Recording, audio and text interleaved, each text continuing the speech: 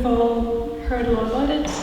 It's seemingly everywhere, it's hard to opt out of, and I personally am really, not to be a Luddite, but I'm really not a fan. Aside from the atrophy of thinking and environmental damage, it's just not very creative. But environmentally, especially, it's really, really reckless. As an example, a ChatGPT request uses 10 times the electricity of a Google search, and that'll probably go up as the version go on.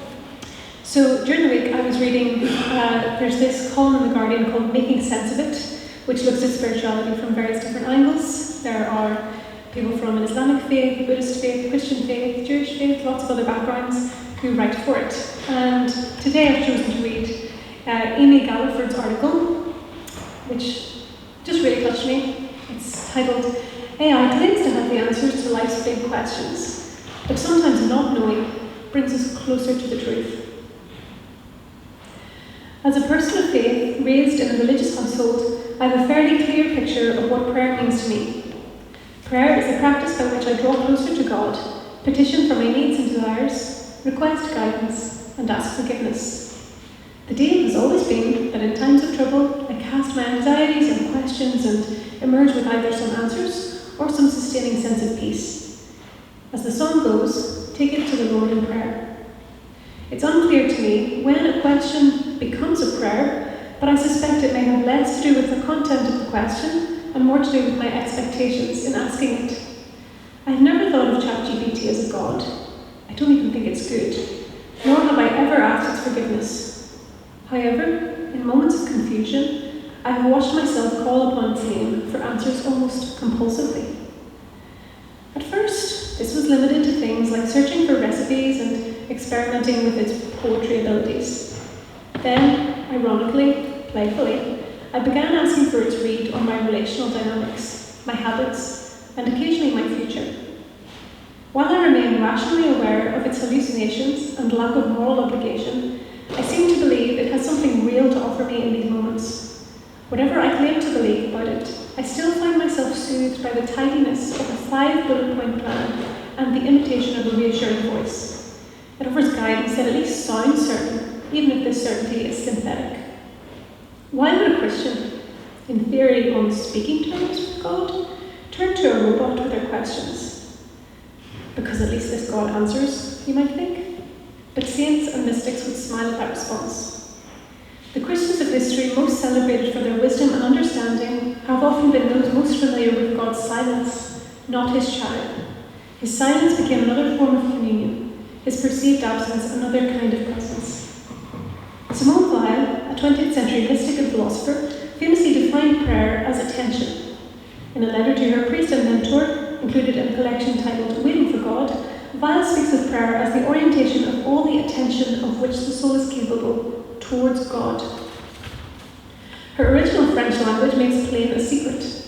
The French word for attention, spelled the same way as the English, is closely linked to the word for waiting, attendre. The collection's title, Attente de Dieu, or Waiting for God, bears the same secret. Decent prayer is mostly just waiting. No wonder there's a temptation to turn to ChatGPT. The unbearable weight is exactly the burden that its instantaneous answers promise to lift. So anxious am I to rid myself of this burden that even a false certainty would be preferable to the discomfort of not understanding. Another piece of etymology is illuminating here. The lives of mystics like Weil were marked by a practice of contemplation, as is the prayer life of many Christians. To contemplate is, of course, not to conclude, but rather to deeply consider, reflect, and observe. But the Latin root of the word contemplation is literally the word temple. It is as if the gap between my question and its answer is a place made sacred by exactly the unknowing that produces my discomfort. When ChatGPT unhesitatingly grants answers to questions of faith, this is the space it is invading. Not only does it satisfy us with a false sense of security, but the satisfaction it offers is its own kind of deprivation. The machine relieves me of my discomfort, but in doing so, deprives me of my waiting. Its bullet points assault my silence, and it robs me of contemplation, of the holy ground between question and answer. For the mystic, this space of contemplation had much more to do with seeking than finding. Lingering in this gap yielded its own treasures, a character marked by patience and wisdom, a deeper capacity for compassion, a familiarity with the mysteries that, for all our searching, resist simple answers, a contentment insulated from the storms of circumstance. Whether or not we call it holy or sacred, the gap between our questions and answers is charged with this potential. To allow, even to plead with, a bot to hustle me from it prematurely is to forego its treasures. Where answers may evade me, I am poised for deeper discovery. It is here that I find myself further from certainty and hopefully closer to truth. Coded for certainty rather than mystery, ChatGPT is ill-equipped to aid my search for truth and meaning.